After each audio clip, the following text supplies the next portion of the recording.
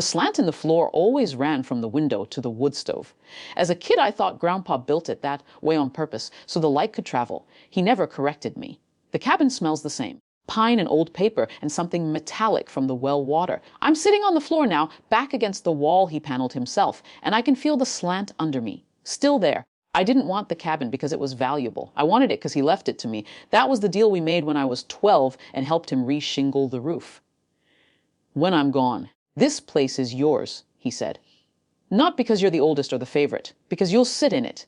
I didn't understand then. I do now. My mother called 6 months after the funeral. Caroline needs a fresh start, she said. The cabin is empty. It makes sense. I said Grandpa left it to me. She said, well, he didn't put it in writing, sweetheart.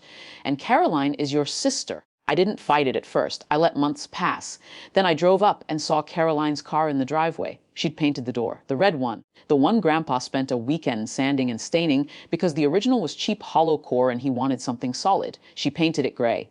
I got a lawyer, not some pitbull from television.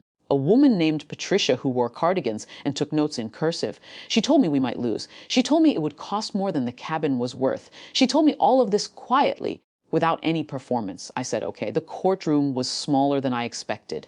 Fluorescent lights, one window that didn't open, the judge's bench looking like something from a high school auditorium. My mother sat up front with Caroline. Caroline wore a new jacket, tan suede, and kept touching the collar. My mother didn't look at me. Their lawyer went first. He was young, confident, gestured with his hands, spoke about family resources, about a mother's judgment, about how my grandfather's informal promise meant nothing under law. He said I was bitter, that I hadn't spoken to my mother in 8 months, that this was about emotion, not property. Patricia didn't object. She just wrote. When it was her turn, she stood slowly, asked simple questions. When was the cabin purchased? Who paid for upkeep? Did my mother have documents showing transfer of ownership before my grandfather's death? No, she said. Nothing formal. Just a family understanding. Then Patricia asked about the will signing. My mother said it was at the nursing home. The judge looked up, asked which nursing home. My mother said the one in Millbrook. The judge made a note. My mother added that it might have been the one in Hudson instead. She was tired that week. It was hard to remember. Caroline stopped touching her collar. The judge asked if the will had been notarized.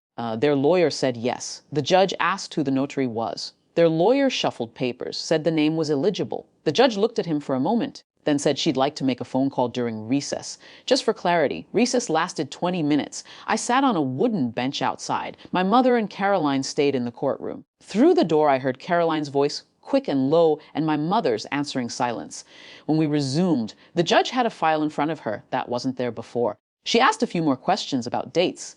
Then she said she wanted a certified document examiner to review the will, just to be thorough. Their lawyer started to object. The judge said the objection was noted and overruled. That was the first time my mother looked at me, just a glance, then away. The examiner came the next morning. Older man, glasses on a cord, spoke in complete paragraphs without emphasis. He explained about ink composition, about the oxidation curve, about how signatures written on different days show different pressure points. He said the date on the will and the signature characteristics were inconsistent with each other, not by much, just enough. He said it quietly. The room heard it anyway. The judge thanked him, made notes. Then she looked at my mother and asked if there was anything she wanted to say before she referred this to the district attorney. My mother opened her mouth, closed it. Caroline stared at the table like it might open beneath her. Their lawyer looked at his hands. Nobody spoke. The judge waited. 15 seconds. 30. Then she said she would take the matter under advisement and asked us all to return in 2 weeks. I don't remember leaving. I remember the parking lot, the sun too bright. Caroline walking toward me with her jacket over her arm. She said I didn't know. She said Mom told me you agreed. She said I wouldn't have. I got in my car. The cabin was cold when I arrived. No power yet, no wood split. I sat on the floor anyway, in the slant, watching the light move from the window toward the stove, counting the acoustic tiles in the ceiling because I used to do that as a kid. 64. Still 64. I don't know what happens next. The DA might do nothing. My mother might never speak to me again. Caroline might believe her own version. None of that changes the slant in the floor.